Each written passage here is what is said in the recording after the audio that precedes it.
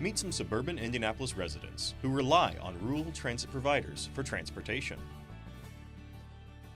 I was in the 9th Infantry, 2nd Infantry Division. We made the invasion of Normandy, and I got wounded, and then when I got back to the States eventually and met her and was mustered out in 46. Well, I was working at Camp Atterbury and the dental clinic, and that's where I met my husband. We got married February the 19th, 1946. I was a mechanical engineer, retired in 1990. Of course, I haven't driven for quite some time because I'm legally blind. And of course, she drove, and she decided last year, she said, I'm not going to drive on the highway anymore. So we sold the car. If I got an appointment up at the VA, then I call and I'll tell them when my appointment is. That's all I got to do. From there, I have no worries. They're devoted to help us military veterans, I'll tell you. My first year, 2010, my mom brought me. 2011, my mom got sick, and that's when I started riding in the van.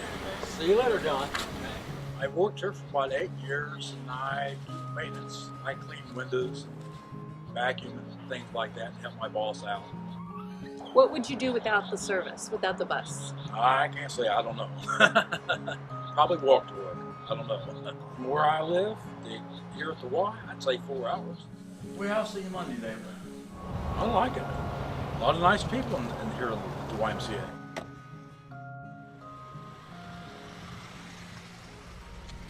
I love to play football and basketball. I've been playing those two sports since I was 7. And I'm also in Special Olympics. Monday through Friday, he goes to the Shamrock Project. And in the middle of that, he goes to his new job at a fitness center. Dylan does not drive, and he will never drive. So this is very important for not only us, but for Dylan. It will be instrumental, especially when he doesn't live here with Brian and I, and have someone able to take him most of the time wherever he needs to go. It'll definitely be a life changer for him. I had become ill and couldn't drive anymore. We called Link and had the driver come and pick me up and bring me to the center. Got to meet people my age and communicate. That was wonderful. I was blessed enough to meet my husband Dave as a driver for Link. If we didn't have the van service, I would be isolated. I would be at home. My daughter would have to take off from work to take me to the doctor, or I would not be able to go to the grocery store.